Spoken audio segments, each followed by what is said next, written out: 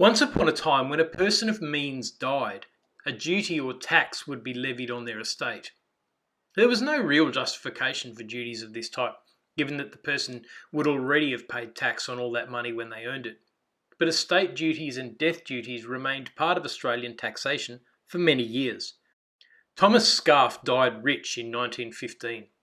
Just the duty on the estate was worth £44,000 or $4.6 million in 2019.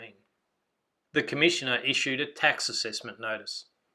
After that assessment was issued, though, the Scarfe estate came into still more money due to an inheritance which hadn't become vested in him until after he died.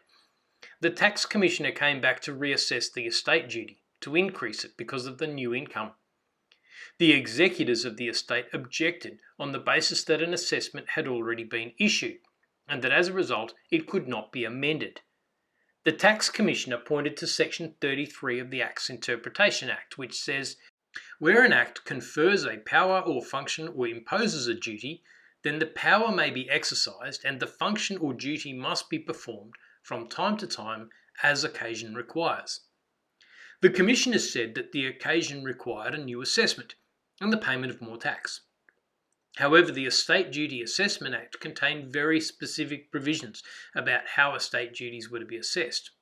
And one of those said that once the Commissioner had made an assessment, that would be the assessment, save only for an appeal which could be initiated by the estate. The court had to consider which piece of legislation would prevail. The Acts Interpretation Act would allow a new assessment, but the Estate Duty Assessment Act would not. In the judgment on behalf of the court, Justice Isaacs, who always wrote decisions which are excruciatingly difficult to read, he found that the specific provisions in the Estate Duty Assessment Act showed that the Parliament had a specific intention in relation to that legislation, and that overrode the general provisions in the Acts Interpretation Act. From this case, we learn that while the rules in the Acts Interpretation Act apply generally to all legislation, they do so subject to any contrary intention. So the Acts Interpretation Act won't apply if the specific legislation provides its own rules.